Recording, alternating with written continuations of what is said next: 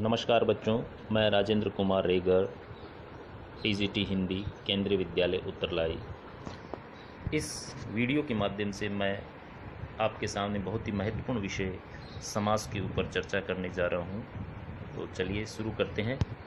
समास का शाब्दिक अर्थ है संक्षेप, समर्थन, संग्रह, पदार्थों का एक में मिलाना, सम्मिलन, व्याकरण में दो या दो से अधिक शब्दों या पदों का संयोग, शब्दों का कुछ विशिष्ट नियमों के अनुसार आपस में मिलकर एक होना।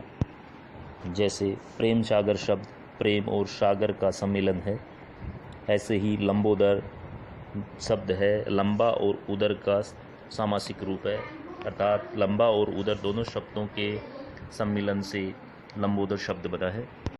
अर्थात दो पद मिलकर के एक सामासिक या समस्त पद का निर्माण करते हैं। इस प्रक्रिया को ही समास कहते हैं। समास विग्रह। समास विग्रह सामासिक शब्दों के बीच के संबंध को स्पष्ट करना समास विग्रह कहलाता है। जैसे राजपुत्र, राजपुत्र का जो समास विग्रह होगा वो होगा राजा का पुत्र।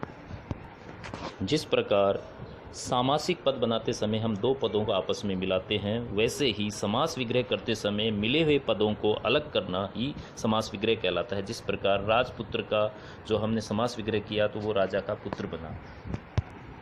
समास में दो पद होते हैं, पहले पद को पूर्व पद तथा दूसरे पद को उत्तर पद कहते हैं।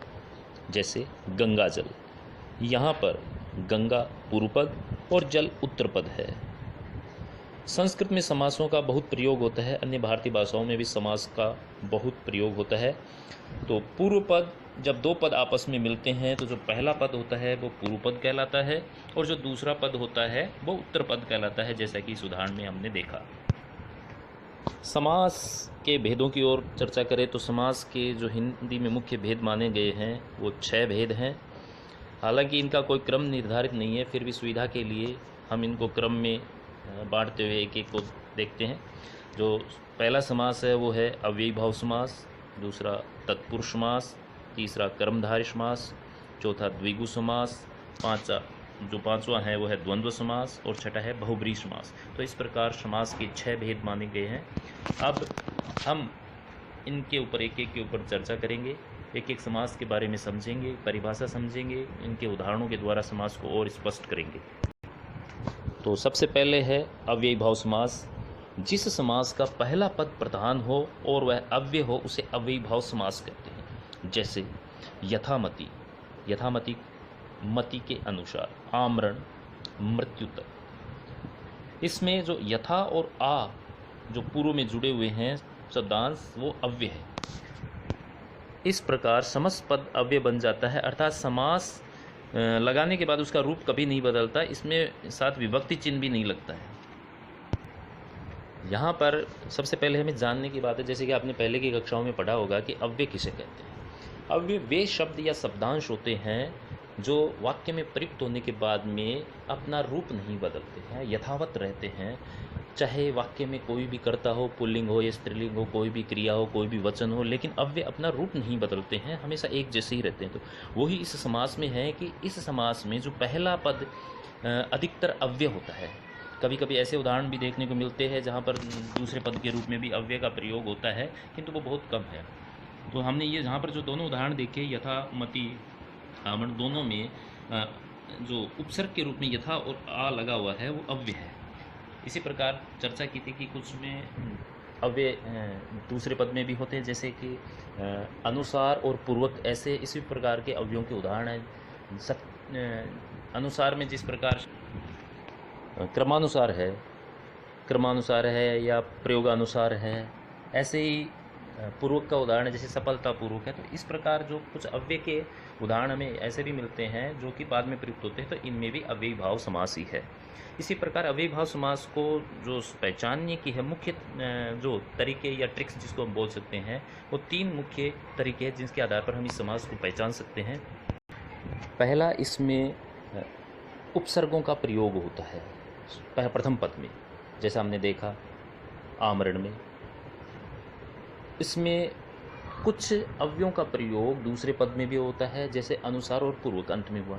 इसी प्रकार आवर्ती वाले जो शब्द होते हैं उनमें भी अव्ययी भाव समास होता है। जैसे उदाहरण में जैसे रातों रात, मन ही मन में, जैसे इस प्रकार मन मन का मन ही मन बनेगा। तो इस प्रकार के उदाहरण हैं जिनमें दोहरान वालों में भी अव्ययी भाव समास होता है। अब अगले जो समास है वो है तत्पुरुष समास। इस समास में उत्तर पद प्रधान होता है, पूर्व पद गौण होता है। यहाँ प्रधानता का मतलब होता है कि मुख्य क्या है, पद कौन सा पद मुख्य है। मुख्य पद को पहचानने के सबसे जो तरीका वो ये है कि आप पूरे पद को पढ़िए।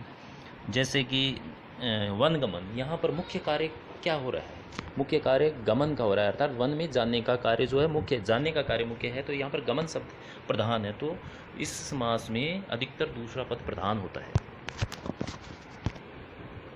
तत्पुरुष समास में कर्म कारक से लेकर के अधिकरण कारक तक की विभक्तियों का लोप होता है। कर्ता ने कर्म को कर्ण से, संप्रदान के लिए अपादान से, संबंध काके की अधिकरण में पर, इस प्रकार आपने विभक्ति चिन्हों के बारे में पढ़ा होगा। तो इस समास में कर्म कारक से लेकर के अधिकरण कारक तक की विभक्तियों का लोप होता है। इसी कारण से इन विभक्तियों के आधार पर तत्पुरुष समास को 6 भागों में बांटा गया है। कर्म तत्पुरुष, कर्ण तत्पुरुष, संप्रदान तत्पुरुष, अपादान तत्पुरुष, संबंध तत्पुरुष और अधिकरण तत्पुरुष।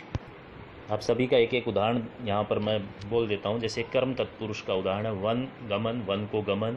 कर्ण तत्पुरुष का है मन से चाहा, मन चाहा। संप्रदान तत्पुरुष का उदाहरण है रसोई के लिए घर, रसोई घर। अपादान तत्पुरुष का उदाहरण है देश से निकाला, देश निकाला। संबंध तत्पुरुष का उदाहरण है गंगा का जल, गंगा जल। और अधिकरण तत्पुरुष का उदाहरण है नगर में वास, नगर वास।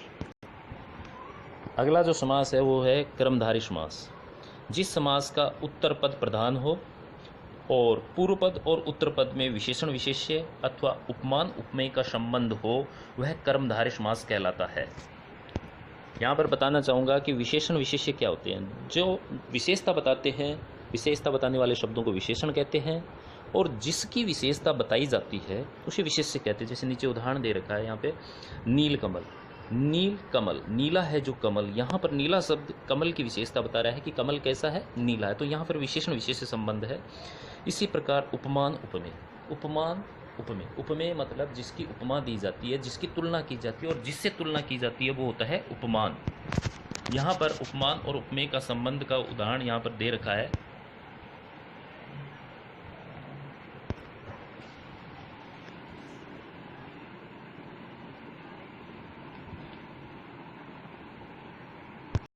अगला जो समास है वो है द्वंद्व समास।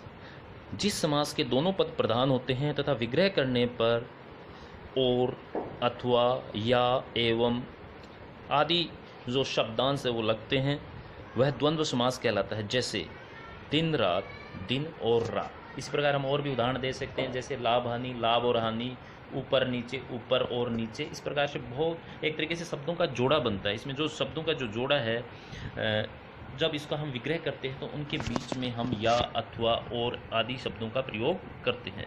तो द्वंद्व का मतलब होता है जोड़ा। इसमें दोनों पद प्रधान होते हैं। अगला जो समास है वो है द्विगु समास। जिस समास का पूर्व पद संख्यावाचक विशेषण हो उसे द्विगु समास कहते हैं।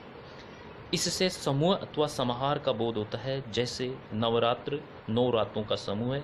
सप्तऋषि, 7 ऋषियों का समूह है।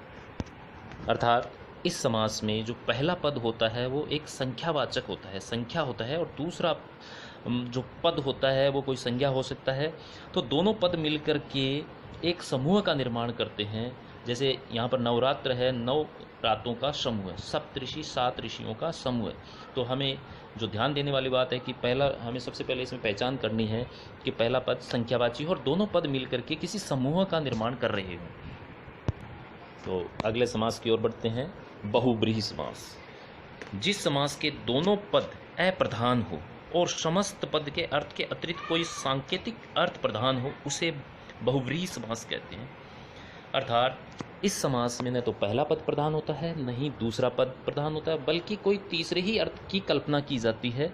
जैसे दशानन, इसमें दोनों पद है, दस और आनंद, 2 शब्दों का मेल है, 2 पदों का मेल है। इन दोनों पदों के मेल होने के बावजूद भी इसका कोई सार्थक अर्थ नहीं निकल रहा, बल्कि इन दोनों पदों के मेल के बाद में हमने कल्पना शक्ति का प्रयोग करते हुए तीसरे अर्थ की कल्पना की, अर्थात 10 सिर हैं जिसके रावण। इस प्रकार से बहुत से ऐसे बहुब्रीहि के उदाहरण हैं। जैसे नीलकंठ, नीलकंठ शब्द में शिव के लिए प्रयुक्त किया जाता है। हालांकि नील शब्द कंठ की विशेषता बता रहा है, लेकिन इसमें तीसरे अर्थ की ज़्यादा प्रधानता है। यहाँ पर मैं चर्चा करना चाहूँगा कर्मधारय समास की, कि कर्मधारय समास में पहला पद दूसरे पद की विशेषता बता रहा था, किंतु यहाँ पर तीसरा अर्थ अधिक प्रधान है, क्योंकि तीसरे अर्थ की सांकेतिक अर्थ यहाँ पर अधिक प्रकट हो रहा है और प्रधानता के हिसाब से हम बहुब्रीहि समास को यहाँ पर मानेंगे। इसके ऊपर मैं अगले जो ये स्लाइड है इसमें बता देता हूँ कि कर्मधारय और बहुब्रीहि समास में अंतर क्या है। कर्मधारय में समस्त पद का एक पद दूसरे पद का विशेषण होता है, इसमें शब्दार्थ प्रधान होता है, जैसे नीलकंठ, नीलाकंठ।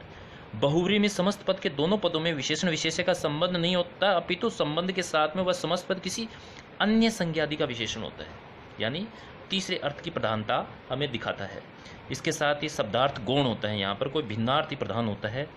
नीलकंठ, जैसे अभी मैंने पहले भी चर्चा की, नीलकंठ नीलाकंठ है जिसका अर्थात शिव, अर्थात तीसरे अर्थ की प्रधानता के कारण यहाँ पर बहुब्रीहि समास माना जाएगा। तो ये समास की चर्चा थी। उम्मीद करता हूँ कि आपको ये मेरा जो वीडियो है पसंद आए और इस समास को और अच्छी तरीके से आप पढ़ने की कोशिश करेंगे और अच्छी उदाहरणों से आप समझोगे।